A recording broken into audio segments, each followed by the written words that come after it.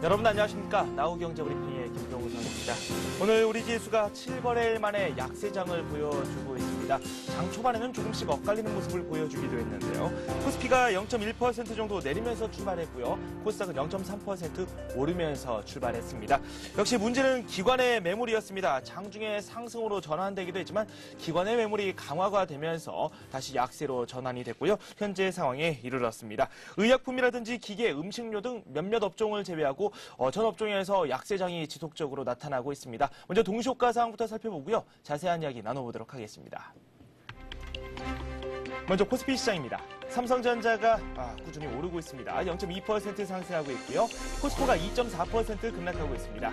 KB금융 그리고 신한지주는 나란히 0.9%와 0.6% 하락하고 있고요. 현대차가 0.4% 소폭 오르고 있습니다. LG화학이 0.6% 오르면서 오늘 화학업종도 상당히 괜찮은 흐름을 보여주기도 했습니다. LG전자가 0.4% 내리고 있고요. 현대모비스가 0.6% 하락하고 있습니다. SK텔레콤은 현재 보합권입니다. LG디스플레이가 0.8%, 우리금융이 1.6% 하락하고 있습니다. 현대중공업 역시 0.3% 소폭 내리고 있습니다. LG가 1.8% 오르고 있습니다. 하이닉스는 보합권이고요. 신세계가 0.1% 오르고 있습니다. 롯데쇼핑 어제 상당히 많이 올랐는데 어제의 상승분을 오늘 대거 반납하고 있습니다. 2.3% 하락하고 있습니다. KT가 0.3%, SK에너지가 0.9%, 삼성화재가 0.4% 내리고 있습니다. NHN이 1.5% 오르고 있고요. 반면에 외환은행은 1%대의 낙폭을 보여주고 있습니다. 기업은행의 상황은 더 좋지 않습니다. 2.8% 하락하고 있습니다. 삼성물산이 0.2% 오르고 있는데요. 반면에 지금 현대건설 같은 경우는 1.9% 하락하고 있습니다. 삼성전기가 1.3% 하락하고 있습니다. 삼성카드가 0.9%, 두산중공업 0.4%, 삼성 SDI가 0.3% 내리고 있습니다. GS건설이 0.9% 오르고 있고요. OCI는 3.3% 급등 중입니다. 삼성 엔지니어링은 0.8% 오르고 있습니다. 삼성테크윈은 2.6% 하락하고 있고요. LG생활건강이 1.1%, 그리고 삼성증권이 2.3% 하락하고 있습니다. 네, 그 밖에 고려아연이 3.9% 오르고 있습니다. 한국가스공사가 0.3%, 한국타이어가 0.4% 오르면서 타이어 관련주들 어제 이어서 오늘도 좋은 흐름을 이어나가고 있습니다. 현대상선이 2.8% 오르고 있고요. 호남석유가 2.4% 오르고 있습니다. 대우인터내셔널이 1%대, 효성이 0.4%, LS산전이 0.8% 오르고 있습니다. 두산인프라코어가 2%대의 낙폭을 보여주고 있는데요. 오늘 기계업종이 그래도 좋은 흐름을 보여주고 있지만 지금 두산인프라코어 같은 경우는 약세를 이어나가고 있습니다. 이어서 코스닥 시장도 한번 살펴보도록 하겠습니다. 네, 서울반도체가 보합권에서 움직이고 있습니다. 셀트리온이 1%대의 상승세를 보여주고 있고요. 메가스터디가 3.3%나 급락하고 있습니다. SK브로드밴드, 태용, 동서 그리고 서지푸신소재 모두 1%대의 낙폭을 보여주고 있고요. 네오스게임스와 CJ호쇼핑은 2% 하락하고 있습니다. 태광과 성광밴드 역시 비슷한 모습을 보여주고 있고요. 다음은 1.5% 내리고 있습니다. GS홈쇼핑이 0.7% 오르고 있습니다. 코미팜은 0.1% 내리고 있습니다. 서부트럭터미널이 2.8% 상승하고 있습니다. 차바이오엔이 1.4%, 휴맥스가 3.9% 오르고 있습니다. SK컴스가 4.5%, 유니슨이 3.5%, 그리고 에이스디지텍이 3.3% 내리고 있습니다. 포스데이타는 현재 보합권이고요. 동국SNC가 현재 3.3% 급락하면서 풍력주가 어제는 상당히 좋은 흐름을 보여줬는데 오늘 대거 상승분을 다 반납하는 모습을 보여주고 있습니다. 아래쪽에 현지엔소지가 0.6%, 파라다이스가 0.8% 하락하고 있습니다. 인터파크가 0.5% 오르고 있고요. 루멘스가 0.4% 오르고 있습니다. 한빛방송이 0.4%, 한국정밀기기가 1.6% 오르고 있습니다. SFA는 2.5%, 그리고 덕산하이메탈이 8.8% 급락하고 있습니다. 그렇게 해서 동시효과 상황 어떤지 한번 살펴봤습니다. 네, 코스피 시장과 코스닥 시장 나란히 0.3%대의 낙폭을 현재 보여주고 있습니다. 잠시 후에 돌아오겠습니다.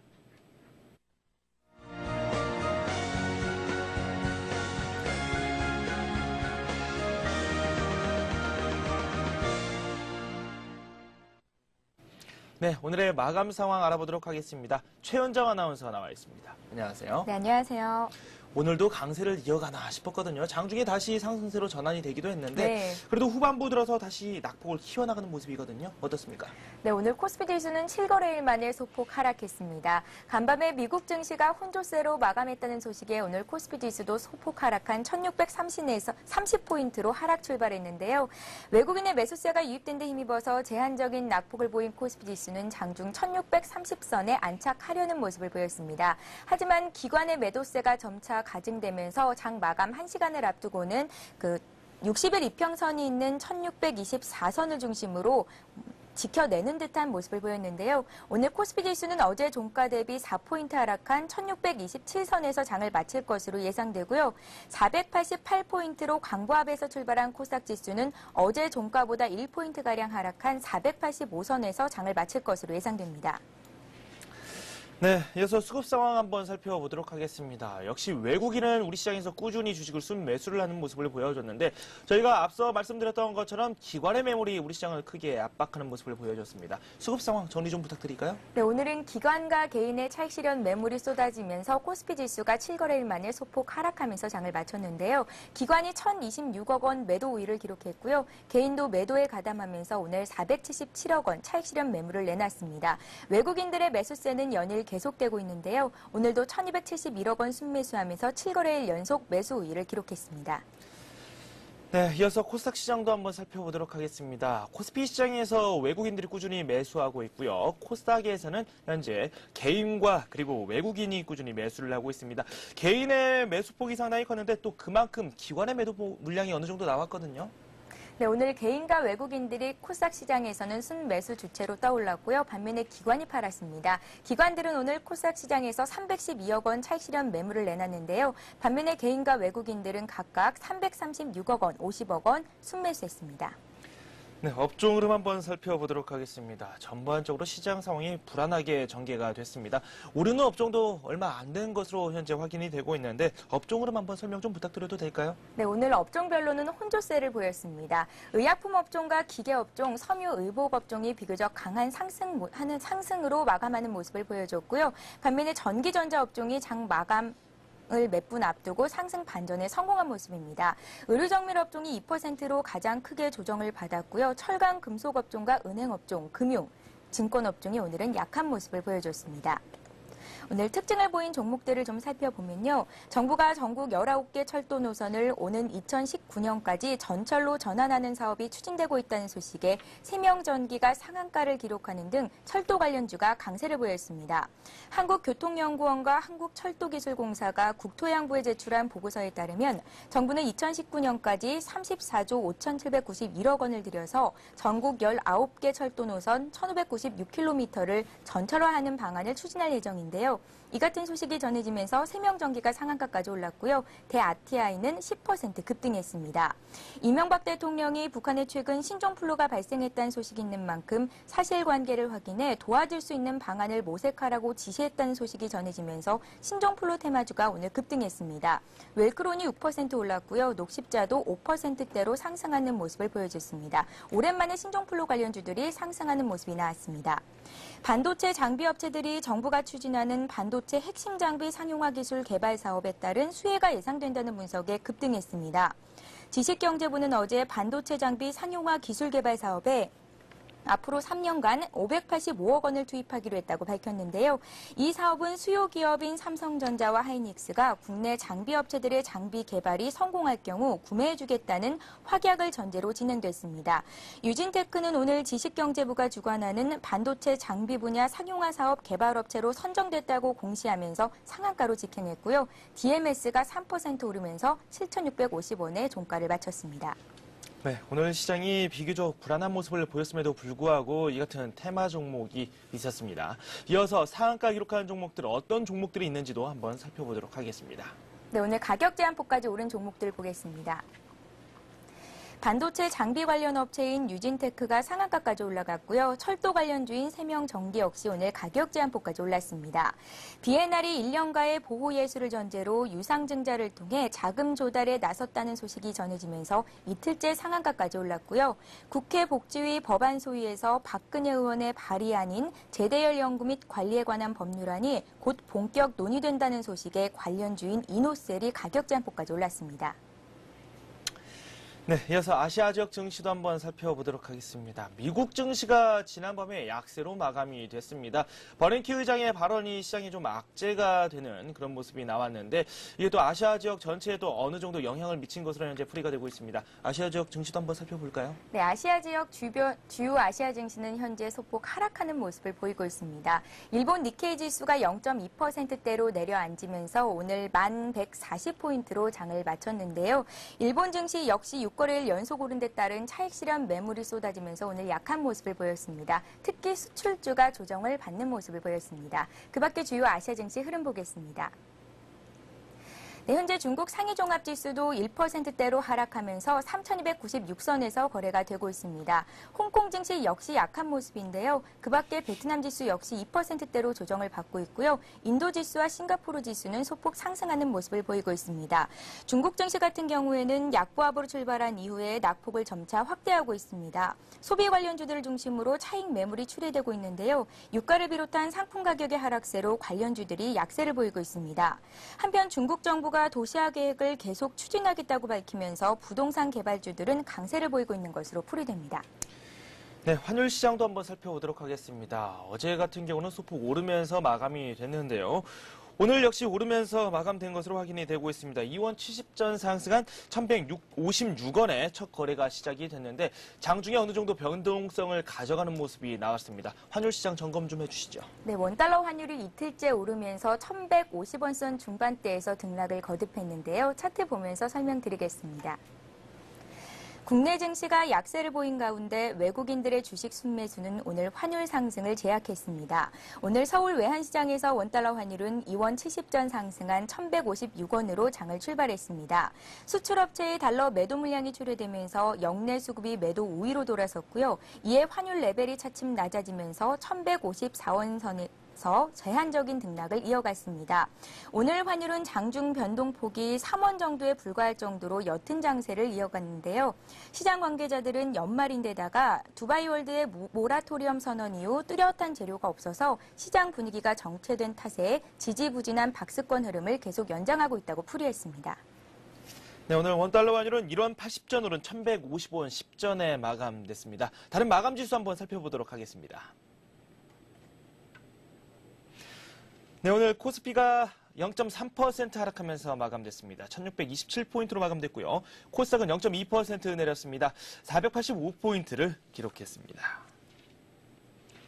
네, 이어서 자세한 오늘장 소식 살펴보도록 하겠습니다. 신한금융투자의 최승훈 과장 전화 연결돼 있습니다. 안녕하십니까? 네, 안녕하십니까? 네, 우리 증시가 최근 들어서 상승세를 쭉 유지하는 모습을 보여줬는데 오늘 장은 좀 아쉽네요. 어떻습니까? 예, 거래가 전반적으로 한산한 가운데 외국인의 순매수에 힘을 입어서 지수가 소폭 상승을 유지를 했지만 장 후반에 외국인의 선물 매도세로 소폭 하락 마감했습니다. 최근 외국인의 매수세로 강세를 보인 IT 자동차주들은 금일도 기관의 매수세에 힘입어서 소폭 조정을 받긴 했지만 견조한 흐름을 이어가며 긍정적인 모습을 보였고요. 외국인은 IT와 금융주, 자동차 부품주 등을 매수하며 이들 역시 긍정적인 흐름으로 마감을 했습니다. 금일 시장은 조정을 받았지만 최근 지속적으로 프로그램 비차익 매수가 유입이 되면서 현물 시장의 안정적인 흐름에 힘을 보태면서 시장의 안정에 한몫을 하고 있는 모습이고요. 코스닥 시장은 최근 활발한 거래 속에 정책 수혜 테마주와 실적 호전 IT, 자동차 부품주들을 위주로 개별 종목별 활발한 움직임을 보이고 있고 금일은 반도체 장비주의 정부 지원 기대감으로 오름폭이 큰 채로 마감을 했습니다. 네, 조금 전에도 코스닥 쪽에 대한 이야기를 해주셨는데 일단 오늘 같은 경우는 하락하면서 마감이 됐습니다. 하지만 최근 들어서 외국인들의 매수도 꾸준히 몰리고 있는 상황인데요. 코스닥 시장에서 주목할 만한 업종이라든지 종목이 있으면 좀 추천 좀 부탁드릴까요? 예, 일단 전체적으로 연말장세와 이번 주 선물 옵션 동시 만기를 앞두고서 코스닥 시장의 활발한 움직임이 눈이 띄고 있는데요. 지난 11월 중순경부터 해서 이미 코스닥 시장은 거래소보다 빠르게 거래량을 회복하면서 테마주 위주로 활발한 움직임을 보여왔습니다. 거기에 그간 코스피 시장 위주의 상승세로 말미암아서 그간 코스닥 시장의 상승폭이 워낙에 저조했고 실적 호전주 위주로는 가격 메리트까지 갖추어진 상황이라 이번 연말까지 코스닥 실적 호전주에 대한 관심이 필요해 보입니다. 대표적으로는 IT와 자동차 부품주들의 이익 성장폭이 가장 두드러질 것으로 예상이 되고 또 정부의 중소기업 육성칙과 그리고 각종 정부 정책의 수위를 이번 실적 호전이 기대되는 개별 기업군으로도 관심이 필요한데 대표적인 IT나 자동차 부품주들에 대한 관심은 연말까지 좀 지속적으로 가지셔야 할 것으로 생각이 됩니다. 네, 코스닥 시장이 다시 강세장을 이어나갈지 상당한 관심을 모으고 있습니다. 코스닥 시장, 코스피 시장처럼 IT라든지 자동차 관련주들을 한번 눈여겨볼 것을 말씀해 주셨는데요. 정부 정책 수혜주, 그중에서도 실적이 뒷받침되는 그런 종목을 한번 노려보는 것도 좋다라는 말씀을 확인할 수 있었습니다. 이어서 미국 증시에 대한 이야기를 조금 하도록 하겠습니다. 버냉키 의장의 말에 약세로 전환이 됐거든요. 어떻습니까? 예, 전에 미국 증시는 장 초반 벤 버냉키 연준이사가 미국 경제의 역풍이 강하다며 초저금리 정책 유지를 시사를 하면서 강세를 이어갔지만 이제 달러화 강세가 이어지면서 원자재들이 하락 압력을 받고 또 상업용 부동산 부실 채무 우려로 은행주가 하락세를 보이면서 주식은 혼조세로 마감을 했는데요. 미국 시장 역시 최근에 1만 선을 돌파한 이후에 고점에서 등락을 거듭하면서 방향성 없는 변동성 장세를 이어왔지만 기술적으로 봤을 때 조만간 방향을 잡을 시점이 도래한 것으로 생각이 됩니다. 현재 상승을 위한 모멘텀이 부재한 상태라서 이제 최근 재차 그 상업용 부동산 문제가 불거지면서 다소 불안한 감이 없지는 않지만은 방향성은 이번 주 목요일과 금요일에 집중된 경제 지표에 따라 추가 레벨업이냐 조정이냐가 좀 결정될 것으로 보여서 그 이전까지 내일장을 포함한 이전장은 변동성 장세가 당분간 이어질 것으로 예상이 됩니다. 네, 미국 증시에서는 변동성 장세가 예상이 된다라는 말씀을 해주셨고요. 우리 증시가 6거래일 연속 상승세를 이어나가다가 오늘 약간 주춤하는 모습을 보여줬는데 내일 우리 증시가 또 중요하지 않겠습니까? 어떻게 예상하고 계십니까? 예, 외국인의 매수세가 지속적인 가운데 현물 시장의 흐름은 안정적인 흐름을 보이고 있지만 종목별 차별화 움직임은 점차로 심해지는 모습인데요. 글로벌 증시가 두바이 사태 이후에 빠른 회복세를 보이면서 국내 시장에서도 그간 좀 조정을 받았던 IT 자동차주들을 위주로 좀 강세를 보이면서 외국인 매수세까지 유입이 되고 있어서 당분간은 안정된 지수 흐름 속에서 이제 종목별 차별화 시장이 좀 더 이어질 것으로 생각이 됩니다. 따라서 향후 시장 대응에 있어서도 지수에 있어서는 여전히 적은 거래량 그리고 상업용 모기지 부실 문제 그리고 빠른 지수 회복에 따른 차익 매물 등의 불안한 요인이 있긴 하지만 수익 개선이 기대되는 IT, 자동차, 금융, 중국 관련 업종 위주로 빠른 단기 대응을 하는 것이 좋아 보이고 종목별 대응에 있어서도 단기적으로는 수익성 개선이 기대되는 반도체 업종과 코스닥 실적 호전주 위주로는 단기적인 매매가 충분히 가능할 것으로 생각이 됩니다.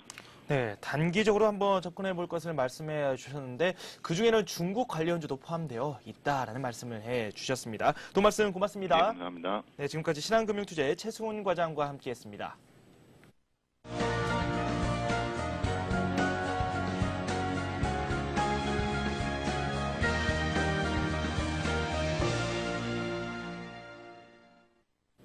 이 시각 주요 뉴스입니다. 파트타임 근무나 요일제 근무와 같이 근로자가 근무 시간이나 형태를 자율적으로 선택하는 유연 근무 제도가 민간 기업에까지 확대될 것으로 보입니다. 청와대 고위 관계자는 일자리 창출과 여성 인력 활용 등을 위해 유연 근무제를 적극적으로 확산시킬 계획이라며 이는 노사관계 선진화의 일환이기도 하다고 밝혔습니다. 유연 근무 근로자의 시간당 임금을 비롯한 복리 후생은 현재의 정규직 수준으로 보장하되 고용보장 측면에서는 정규직과 비정규직의 중간 수준을 고려하고 있는 것으로 알려졌습니다. 이를 위해 청와대는 연구 용역에 착수했으며 내년부터 여성부에서 시간제 근무 공무원을 시범 운영한 뒤 다른 공공기관으로 확산시킬 방침입니다. 또한 노동계와 재계에 이번 제도의 필요성을 설명하고 협조를 요청할 계획입니다. 내년부터 저소득층 유아에 대한 학비 지원이 강화되고 전국의 유치원비가 공개됩니다. 교육과학기술부는 오늘 이 같은 내용의 유아교육 선진화 방안을 발표했습니다. 정부는 내년부터 소득 하위 70% 이하 가정의 모든 둘째아 이상에게 유아학비 지원액의 100%를 지원하기로 했습니다. 또한 유치원비에도 정보 공시제를 도입해 유치원비 등 정보를 인터넷에 공개하고 사립 유치원에 대한 지원을 강화하는 한편 맞벌이 부부를 위한 종일반도 확대할 방침입니다. 아울러 교과부는 서울대가 이르면 2011년부터 대학법인으로 출범한다고 밝혔습니다. 이는 국립대의 인사와 조직, 재정 분야의 자율성을 높이기 위한 것으로 다른 국립대의 법인화나 구조조정에도 적지 않은 영향을 미칠 것으로 풀이됩니다.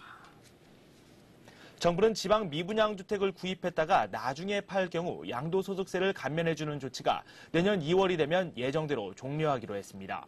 기획재정부는 지방 미분양주택 양도세 감면 조치는 이미 제도의 목적을 많이 달성했기 때문에 더 이상 유지하지 않기로 했다고 밝혔습니다. 미분양주택 해소를 위해 도입된 이 제도는 수도권의 비과밀 억제 권역과 비수도권의 양도세를 면제하고 수도권 과밀 억제 권역에서 60%를 감면해주는 내용을 담고 있습니다. 이에 따라 서울을 제외한 지역에서 지난해 2월 12일부터 내년 2월 11일까지 취득한 주택은 취득 후 5년 이내에 양도할 경우 감면 혜택을 받을 수 있습니다. 올해 하반기 펀드 판매 서비스가 상반기보다 미흡한 것으로 나타났습니다. 금융감독원은 증권사와 은행 등 국내 30개 펀드 판매사에 대한 암행 감시를 실시한 결과 평균 평가 점수가 100점 만점에 67.4점으로 나타났다고 밝혔습니다. 이 중 기업은행과 대구은행, 외환은행, HSBC은행 등 13곳은 60점을 밑돌아 펀드 판매가 미흡한 것으로 나타났습니다. 반면 프루덴셜 증권과 한국투자증권 등 7곳은 평균 80점을 웃돌아 우수평가를 받았습니다. 금감원은 이번 평가에서 펀드 판매 인력의 적정성과 투자 설명서 교부 등은 우수했지만 환매 방법 설명과 펀드 사후 관리 등은 미흡한 것으로 나타났다고 설명했습니다. 또한 이번 평가 결과가 미흡한 13곳에 대해서는 판매 관행 개선안 마련과 이행을 요구하고 개선 여부에 따라 강력한 제재를 내리겠다고 강조했습니다. 네, 경제계의 대표적인 비관론자죠. 루비니 뉴욕대 교수가 긍정적인 전망을 내놓아서 큰 관심을 끌고 있습니다. 불황이 올해 안에 끝날 수도 있다 이렇게 밝히기도 했다고 하는데요. 하지만 여전히 경기 회복이 더디고 그리고 저금리 정책이 버블을 형성하고 있다라는 주장을 굽히지 않고 있다고 합니다. 낙관적인 전망은 가져가되 그래도 경계심은 쭉 가져갈 것을 함께 강조하고 있는 것으로 풀이가 되고 있습니다. 오늘 저희가 준비한 소식은 여기까지입니다. 여러분 고맙습니다.